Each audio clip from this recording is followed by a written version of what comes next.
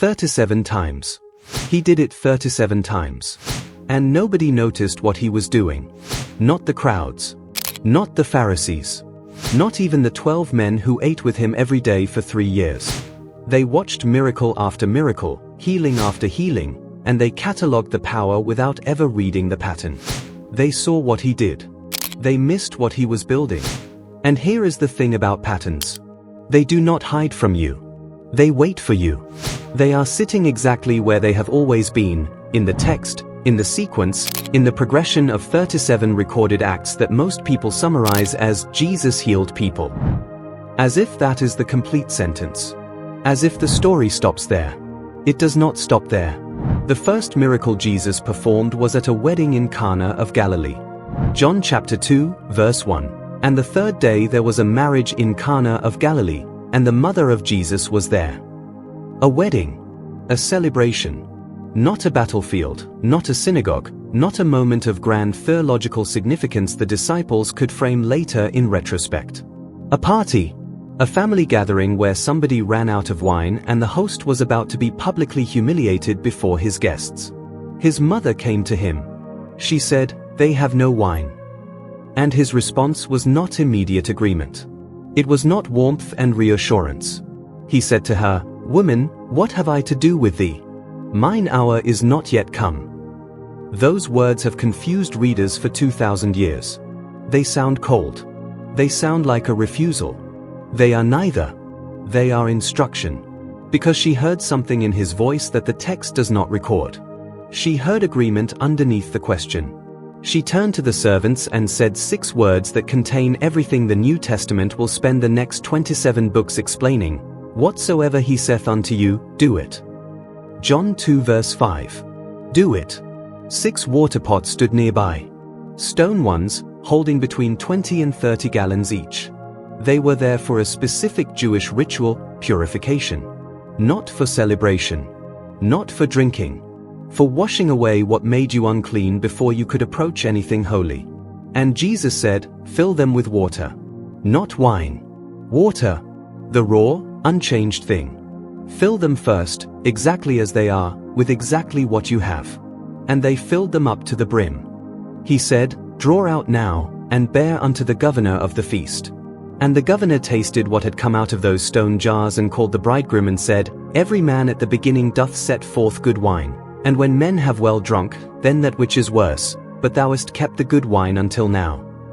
John 2 verse 10. The good wine until now. He started with water. He always starts with water. That is the first miracle. But here is what you have never been told to look for. Here is what happens when you read them in order, all 37, beginning to end, and you ask not just what he did but who he did it for. If you have ever sat with something broken and wondered whether what you have left is even worth offering, you are in the right place. Because what is coming in the next few minutes is going to name what happens between the moment you bring what remains and the moment the transformation occurs. It is not what most people think it is. Stay with this. The second miracle is a healing.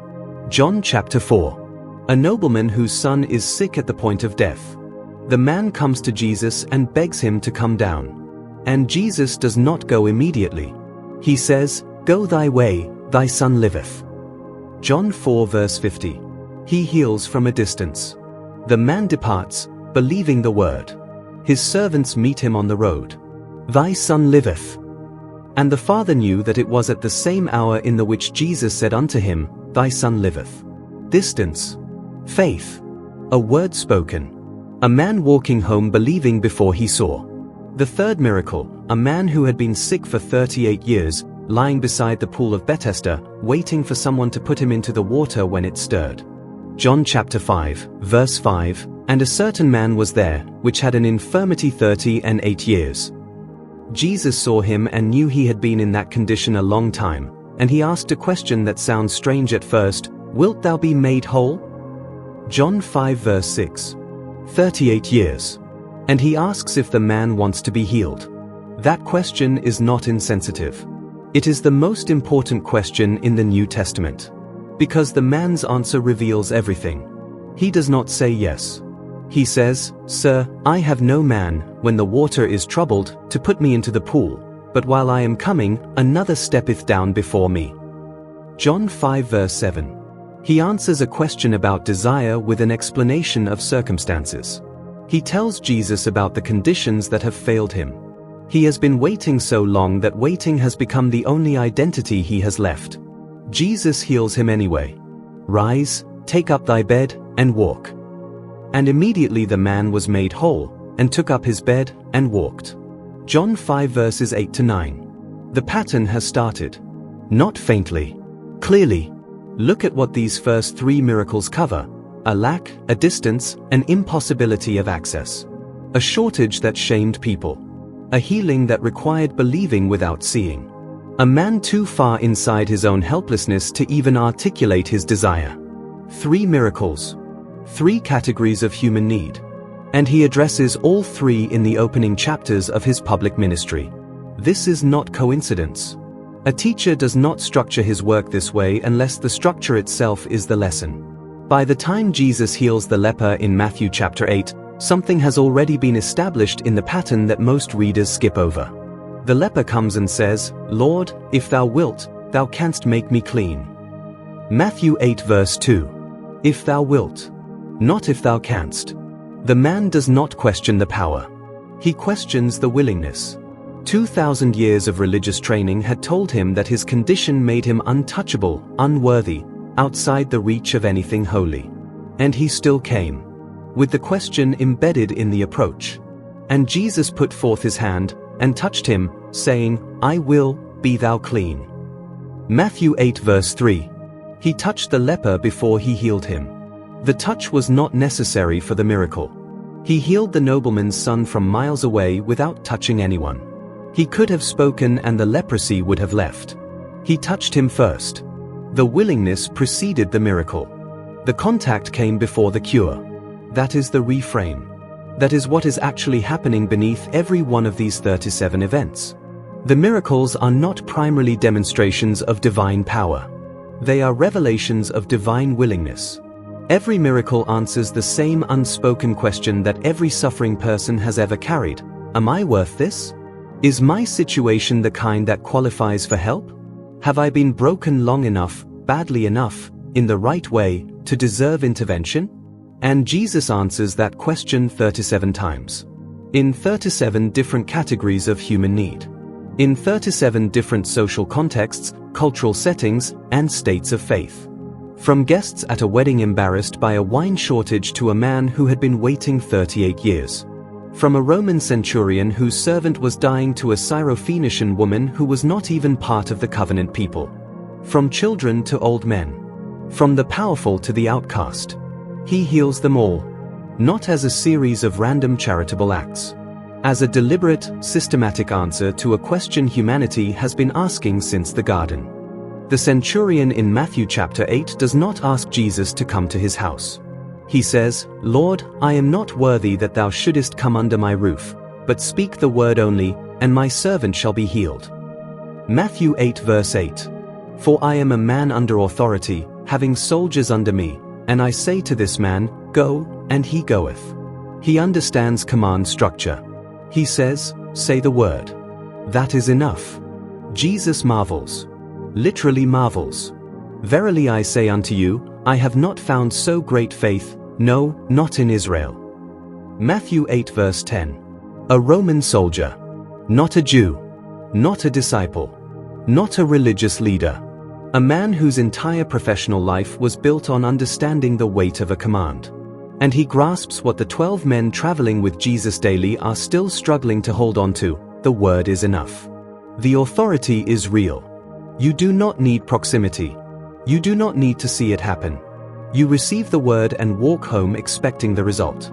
Here is the question this pattern forces you to sit with. When you have come to the end of what you can manage on your own, which category do you fall into? Are you the leper, who questions the willingness but not the power? Are you the man at Bethesda, who has been waiting so long that desire itself got buried under the weight of explanation? Are you the centurion, who understands authority well enough to take the word at face value and walk away already expecting? The miracles suggest that all three of those positions receive the same result. But only one of them receives it without 38 years of waiting. Tell me in the comments, when you bring a need to God, are you more like the leper, questioning his willingness, or more like the centurion, certain of it?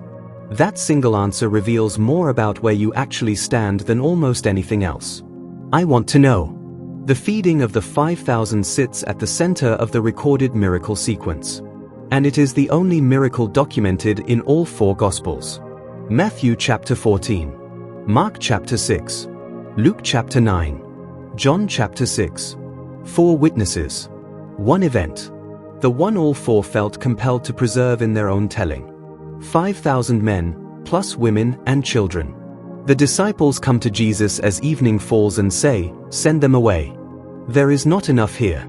The time is now past." Matthew 14 verse 15. Send them away so they can find food for themselves. And Jesus says, "They need not depart, give ye them to eat." Matthew 14 verse 16. Give ye them to eat. The disciples look at what they have. 5 loaves. 2 fish. They do not pretend this is sufficient. They say it plainly. We have here but 5 loaves and 2 fishes. Matthew 14 verse 17. And Jesus says, "Bring them hither to me." Bring them here. The insufficient thing. The obviously not enough thing. The thing that is almost embarrassing to offer given the scale of the need. Bring it here. He looked up to heaven and blessed, and brake, and gave the loaves to his disciples, and the disciples to the multitude. And they did all eat, and were filled, and they took up of the fragments that remained 12 baskets full. Matthew 14 verses 19 to 20. 12 baskets of fragments. After everyone ate until they were full. From 5 loaves and 2 fish. The math does not work, and that is the point. The multiplication happens not before they bring it, not after they figure out how to make it enough on their own. It happens in the hands that receive what is offered. Now hold that image. 5 loaves. 2 fish. The raw, insufficient thing, brought without pretense. Hold it because it appeared before, in different form, at the very beginning of this sequence. 6 stone water pots. Filled to the brim with water. The raw, unchanged thing. At Cana, it is water in purification vessels, the symbols of the Old Covenant's requirement. At the feeding, it is bread and fish, ordinary food, the daily ration. In both cases, what is brought is what people already have. Not what they lack. Not what they wish they had. What is already there. And in both cases, what is already there becomes something nobody present could have produced through their own effort. The callback is the water. It was always the water. Jesus does not ask for what you wish you had. He asks for what is already in your hands. He asks for the thing you were going to apologize for because it obviously is not enough. And then he does with it what no one around you could have predicted. This is the part of the pattern that undoes people when they actually sit with it. You have been operating under the assumption that transformation waits on you producing something adequate. That the miracle sits on the other side of you getting it together, getting your faith right, getting your situation cleaned up enough to bring before anything holy. But the sequence says otherwise. He starts with water. He works with 5 loaves. He heals the man who could not walk to the pool. He reaches across to the leper before the healing happens. Not after. There is a woman in Luke chapter 13 who has been bent over, unable to lift herself up, for 18 years. 18 years of seeing only the ground beneath her. 18 years of never lifting her face toward the sky. She is in the synagogue on the Sabbath. She does not approach Jesus. She does not call out to him. The text says he saw her. Luke 13 verse 12. He called her to him and said, "Woman, thou art loosed from thine infirmity." And he laid his hands on her, and immediately she was made straight, and glorified God. She did not ask. She did not demonstrate adequate faith. She did not even know, apparently, that healing was available that day. She came to synagogue. She came bent and stayed bent for 18 years inside a community of people who prayed every Sabbath. And he noticed. And he acted. The rulers of the synagogue were angry because he healed on the Sabbath. And Jesus called them hypocrites. He said, "Ought not this woman, being a daughter of Abraham, whom Satan hath bound, lo, these 18 years, be loosed from this bond on the Sabbath day?" Luke 13 verse 16. A daughter of Abraham. Not a case study. Not a ministry opportunity. A daughter. A member of the family. And she had been bound 18 years while the people charged with carrying the revelation of God's nature had not noticed. Had not acted. That is the weight of this pattern when it turns from comfort to confrontation. Because somewhere right now, someone you know is sitting in a congregation, in a community, in a family, bent under something they have carried for years. Not because no one has the answer. Because no one has looked. That thought does not stay inside you. Pass this to them. Here is what nobody maps when they read the miracles in order. The 37th recorded miracle of Jesus is not a healing. It is a breakfast. After the resurrection. The disciples have gone back to fishing. They spent the entire night on the water and caught nothing. In the early morning, a figure stands on the shore. But when the morning was now come, Jesus stood on the shore, but the disciples knew not that it was Jesus. John 21 verse 4. He calls out to them, "Children, have ye any meat?" They answer him, "No." He says, "Cast the net on the right side of the ship, and ye shall find." They cast it and cannot draw it in for the multitude of fishes. John 21 verse 6. They do not recognize him from the miracle. They recognize him when the net fills. Because they have seen this before. Luke chapter 5. The first calling. The miraculous catch that preceded everything. And John says to Peter, "It is the Lord." And Peter jumps into the water. When they came to land, they saw a fire of coals there, and fish laid thereon, and bread.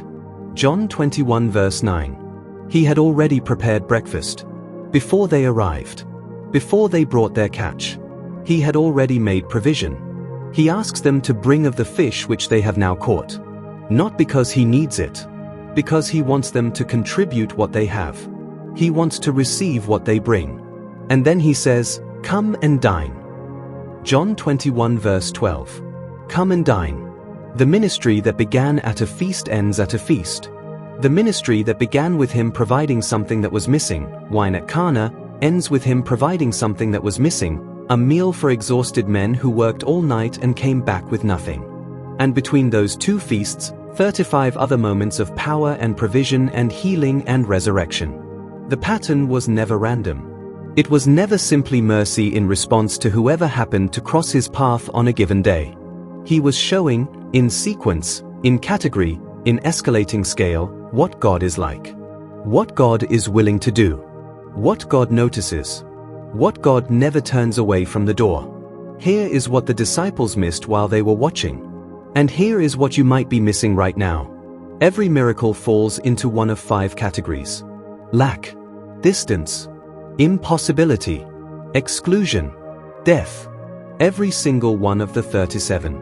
Lack. The wine at Cana, the loaves and fish, the coin found in the fish's mouth for the temple tax.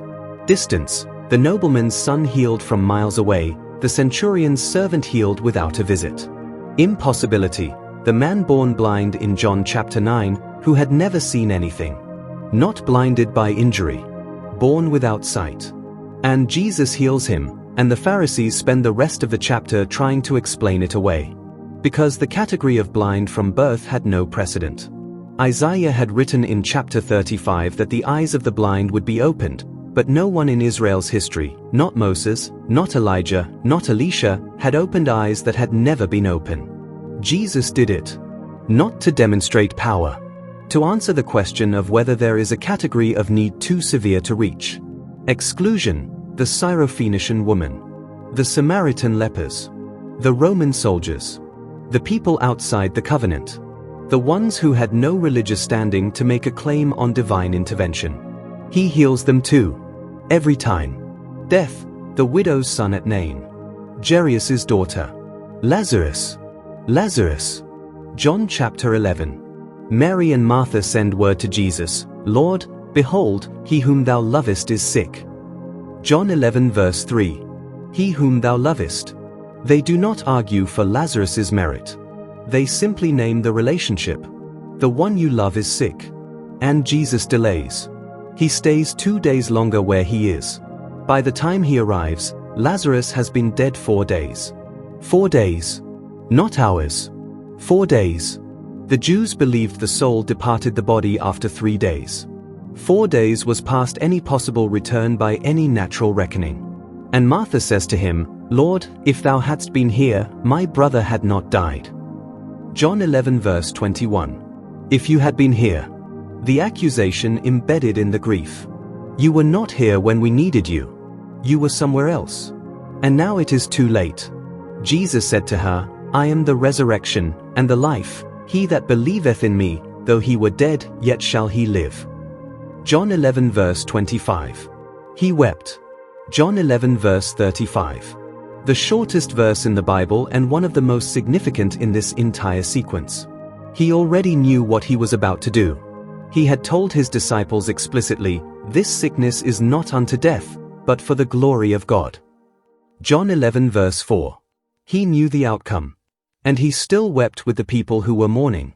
The power and the grief occupied the same moment. The miracle did not erase the humanity of the pain.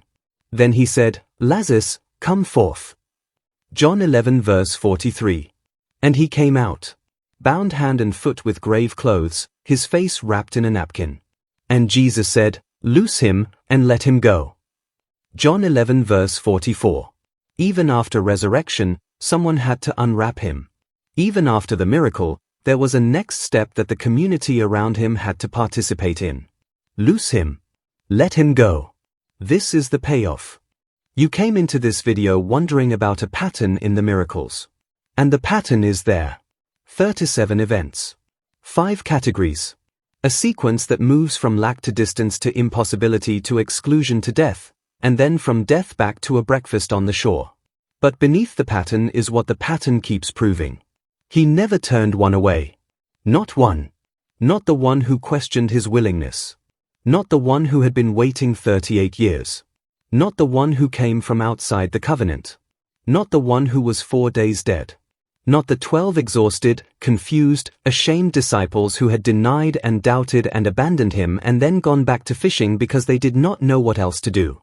He made them breakfast. The question this placed in front of you at the beginning was, what was he building? What was the pattern? The water in the stone jars. That was you. The raw, unchanged, ordinary thing in a vessel built for ritual. And he did not wait for you to become wine on your own. He transformed what was already there. Bring it to him. The insufficient, obviously not enough thing. The thing you are embarrassed to offer given the scale of what you need. Bring it. And then do whatever he says next. Whatsoever he saith unto you, do it. If this reached something you have been carrying quietly, pass it to someone who needs to hear it today. Not for any other reason. Just because they are probably sitting exactly where you were sitting when this started. Now that you can see the pattern in the miracles, the next question is harder. Because the disciples watched every single one of those 37 events up close and still did not understand what they were witnessing until after the resurrection. Which raises one of the most uncomfortable questions in the entire New Testament. What do you do when you have seen the miracle and you still do not believe? And that is exactly what we are going into next.